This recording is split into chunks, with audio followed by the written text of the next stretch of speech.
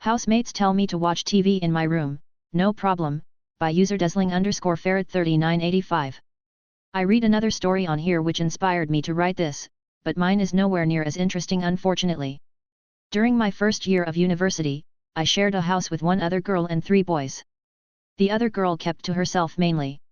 I was the only one who had a job and therefore that really bought anything with me other than clothes and a laptop. I decided to be nice and put my TV, quite a decent sized one, I had saved up for a while, in the front room so everybody could watch it as I could always just use my laptop when I was in my bedroom. One of the boys brought a PlayStation with him and connected it to the TV, which I had absolutely no problem with. For the first couple of months, everything was fine and they shared using the TV really well. I would generally watch an hour or 2 the days I wasn't working and they used it most of the other time. After a while, every time I wanted to watch a program I used to get there are 3 of us and one of you just go and watch it in your bedroom so we can play FIFA. For a lot of programs I have no problem watching on my laptop, but there are certain things that are really better to watch on the real TV, and I did point out politely that the television did belong to me and I was only wanting it for an hour. I would also give them plenty of notice when I wanted to watch a program. Eventually I just had enough and snapped. I came down to watch something after I told them the previous day I wanted to watch it and they told me to go and watch it in my bedroom. So I did exactly that. I unplugged the TV from and disconnected their PlayStation and carried it up to my bedroom. I set it up just in time to watch my program, which I had to turn up extra loud to drown out their moaning and banging on my door. The only annoying thing is the next day one of them had called the bank of Mummy and Daddy, who apparently agreed with them that I was awful, and had ordered a new TV for them, so they only really went without for a week or so until it arrived. It was a bit smaller too. Edit, typos. Tell me to work when I'm not on the clock, and just happen to be in the building? How about instead I organize the staff into a low-key resistance that lasts years after I left, by user Dragonfire Kitten. This will be a rather basic one, but it still warms my heart. I used to work in a trade shop run by a great boss. Everyone got along great, except for one of the department heads. Let's call them B. For reasons unrelated to this story, the boss decided to sell the shop to B, and in the wake, the majority of the staff quits within months, leaving us understaffed. I naively decided to stick it out and assumed that B would hire people to fill the empty positions. They don't. We go from a 15-person trade shop down a 5-person within a year, and that includes the 6 people who turned over. One of the many issues that developed, and there were many, was B's inability to schedule, or think through actions to the end, and plan ahead. While I worked there, the 2 years with boss, I often came in 10 to 15 minutes early due to the nature of my commute. I'd come in, unload my stuff, make some coffee, small talk with my coworkers, shoot the shit with my boss, but we never really started work until everyone's scheduled start time. When B took over, the moment you stepped into the stop, B immediately started to bark orders at you regardless if you were in the building 15 to 20 minutes early. Mostly it's because B was in a rush to get something done they just remembered. When I, the now most senior, person left at the shop from the old regime, would point out we technically weren't on the clock yet for another 15-20 minutes and I want to make coffee, B would just snap at you, telling to do it now because so-and-so is coming right at opening. So I started to wait in my car, bring in my coffee from home, and would only walk in the door as the last minute was changing. I was technically never late to work, and was ready to work the moment I stepped through the door. I don't know if B caught on, but the rest of my staff did and followed suit, since I told them to. For the remaining months I lasted there, all my coworkers would still often show up early to work, but all wait in the vehicles. At some point one of them had a minivan and we all party in there, and go in as a group. Anytime a new person joined, because someone walked off, we would also warn them of what would happen. It's been several years since I worked there, I do not know any of the current staff beside B. I happened to be doing an on-site install nearby at the time that shop would open in the and looked over into the parking lot in front of the shop. Like clockwork, a minute before the shop was scheduled to open, about 6 people got out of their vehicles and headed in. I may not work there, but it's nice to see my resistance still exists. Edit, updated B's name. Edit 2, for those asking why I just didn't clock in early and get overtime. It's simply because I didn't want to.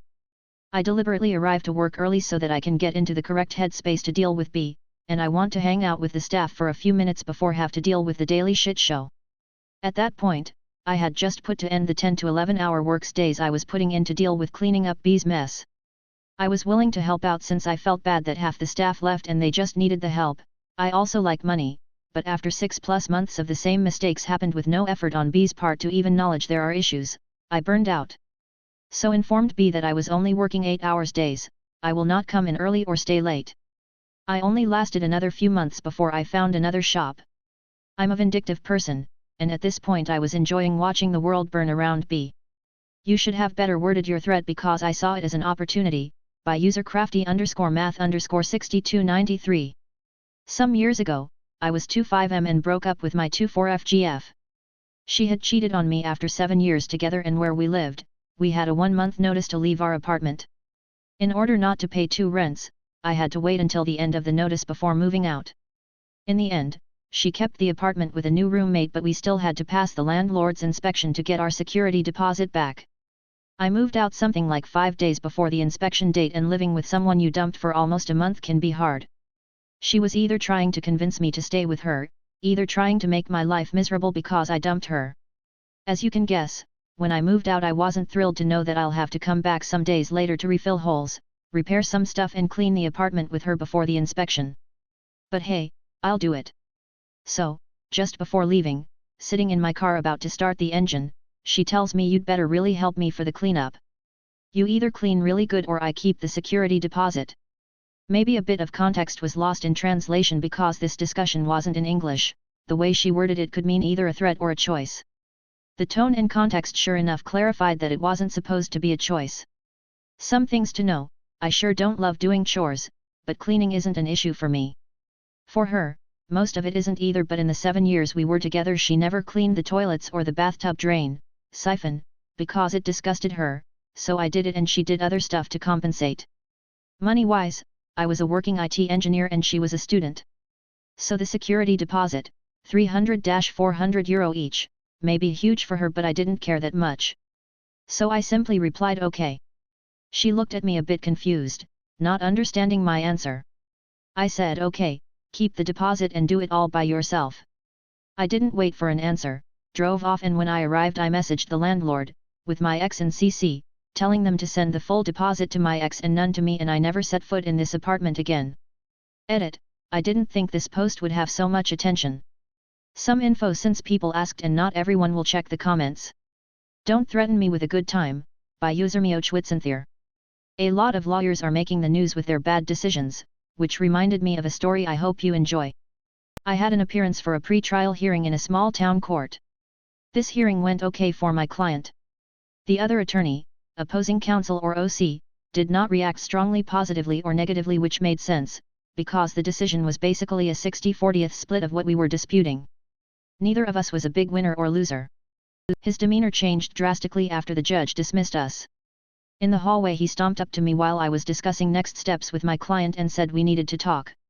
I said something along the lines of, as soon as I'm done with client. OC huffed off, and I finished my talk. To set the stage for this next part, I am almost exactly average for height/weight. OC was probably 4 ish inches taller, 60 ish lbs heavier, and 30 ish years my senior. Imagine a big belly, drinker's nose, and some flop sweat if he saw the elevator was out of service. So I say goodbye to client and walked over. Without any small talk he gave me something close to, you think you can just walk in here and act like that? This was confusing because nothing really went great or terrible for me or him. So I said something like, act like what? This really set him off, and I pinky swear I was not trying to antagonize him with that question.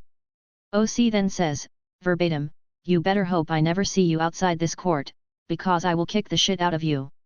What he did not know was that I really enjoy fighting. After seeing the Power Rangers punch those clay soldiers, I begged my parents for karate classes. After that was judo in HS, BJJ in college, and an attempt to fight in the UFC after college. I thought I was tough right up until actual professionals hit me. Then wow, I'm actually a huge pussy, and went for a graduate degree. So I told OC, sounds good, we need to sign some forms first though. Here's my availability, let's find a time and meet at this gym. Do you want boxing or grappling gloves? I thought for sure he would make up an excuse, but he agreed. So we set up a time and everything. The small town court gossip mill did its thing, and a couple of court staff showed up to watch the fight. In an anticlimactic turn of events, OC was a no-call no-show. The next time OC and I appeared before the judge, who did not show up to watch the fight. The judge made a snarky comment like, "Is this really worth fighting over?" An OC didn't have anything to say to that. Required to work 40 hours a week, by user Upspupstup 6566. Years ago I worked for a company that tried to skate by with as little labor overhead as possible. They'd hire underqualified people and then expect top results. Management was a husband and wife who ran the company like it was a Fortune 500 company. We maybe had 30 to 40 employees. They'd implement all sorts of policies. Most of them were arbitrary and very micromanaging. One of the policies they created was a mandatory 40 hours policy. If you missed any work Monday, Friday, you'd have to come in on Saturday to make it up, no excuses accepted. If you didn't come in on Saturday to make up the time, you'd get a strike. 3 strikes and you're gone. One day I needed to take off from work half an hour early and I cleared it with my on-site boss. On Friday one of the owners calls me and says she double-checking to make sure I'll be there on Saturday. I explain it was only a half an hour I missed and she said there were no excuses accepted. I needed to work my 40 hours, otherwise I'd get a strike. Cue my malicious compliance. I told her okay and I'd be there on Saturday. I get to the site on time for 7 a.m. roll call.